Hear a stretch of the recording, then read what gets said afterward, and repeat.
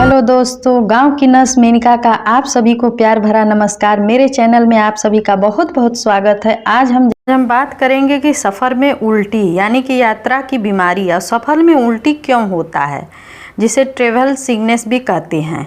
तो ये कैसे होता है? बहुत से लोगों में होता है, ये आम समस्या भी है, बहुत से लोगों में नहीं होता है। तो जिसे हम मोशन सिकनेस कहते हैं। मोशन यानी कि गति की स्थिति में शरीर में होने वाले असहज स्थिति, मुख्यतः उल्टी आने की स्थिति को हम ये कहते हैं। यदि पेट की कोई बीमारी हो और तेज़ी से चलने वाली नाव या किसी हवाई जहाज़ की सवारी हो या ट्रक, बस हो, चाहे जो भी गाड़ी हो, ऑटो हो, टेम्पू हो, तो उस स्थिति में यह बीमारी यानी कि उल्टी, सिर दर्द सामान्य होती है।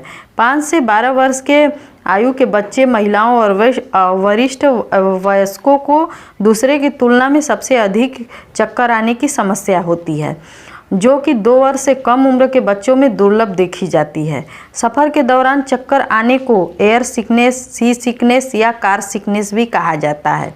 तो ये तो हुआ कि सफ़र में यात्रा करने के दौरान हमें उल्टी क्यों आता है, जिसे ट्रेवल सिकनेस भी कहते हैं। अब इसका हम लक्षण जान लेते हैं। लक्षण में जैसे सफ़र में उल्टी आने के गंभीर लक्षण भी शामिल होते हैं। लार बढ़ना, सांस लेने में मुश्किल, जी मिचलाना, उल्टी होना, अस्पष्ट दिखाई नहीं देना, चक्कर आना, नींद आना।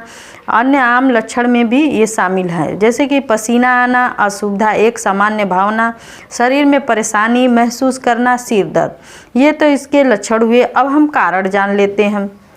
कारण में ये होता है कि सफ़र में उल्टी आना या यात्रा का एहसास शरीर के विभिन्न अंगों जैसे आंतरिक कान, आँखें और शरीर के ऊतकों के माध्यम से मस्तिष्क में पहुंचने वाली भावनाएं, संकेतों से होता है। जब शरीर में किसी प्रकार की हरकत हो जाती है तो उसके उदाहरण के लिए जैसे चलने पर, ऐसा करने पर हमारे सभी अंग मस्तिष्क को चलने के लिए संकेत भेजते हैं, वह उसके साथ तालमेल बनाते हैं। सफ़र में उल्टी आने की बीमारी के लक्षण तब दिखाई देते हैं जब संवेदी तंत्र से जैसे आंतरिक कान, आँखें, मांसपेशियाँ व संयुक्त संवेदी रिसेप्टर्स के मस्तिष्क को परस्पर विरोधी संदेश प्राप्त होते हैं, जिससे कि यात्रा की बीमारी, सफ़र में उल्टी होना या ट्रेवल सिकनेस भी कहा जाता है। इसका हम ट्रीटमेंट जान लेते हैं, जो कि इसके ट्रीटमेंट कुछ निम्न हैं।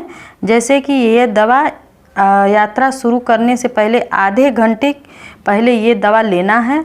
अगर यात्रा लंबी हो तो 6 घंटे पहले भी लेना है ये दवा। तो इसके दवा के जैसे हम टैबलेट है डिलीजैन 25 mg यानी 25 mg एक गोली लेना है यात्रा से आधा घंटा पहले, चाहे 6 घंटा पहले। या इसके जगह पे आप टैबलेट एवोमाइन 25 mg ले सकते हैं, अथवा इसके जगह आप यचसो सीन यानी हाइजोसिन केवल्स 0.3 mg, मतलब इन 3 यचजोसिन केवल्स 0.3 mg, मतलब ये 3 टैबलेट में से आप कोई भी टैबलेट ले सकती हैं। और यात्रा अगर लंबी हो तो 6 घंटा पहले, अगर यात्रा कम समय का हो तो आधा घंटा पहले ये टैबलेट लें और अपनी यात्रा को सुविधाजनक बनाएं और यात्रा करने में आपको परेशानी न हो। अगर मेरे द्वारा थोड़ी सी भी जानकारी आपको अच्छी लगे तो मेरे चैनल को सब्सक्राइब, वीडियो को लाइक करना ना भूलें, कमेंट शेयर जरूर करें, बेल आइकन प्रेस कर लें ताकि मेरे हर वीडियो का नोटिफिकेशन आपको आसानी से मिल सके। फिर मिलेंगे कुछ नई महत्वपूर्ण जानकारियों के साथ, तब तक के लिए नमस्कार।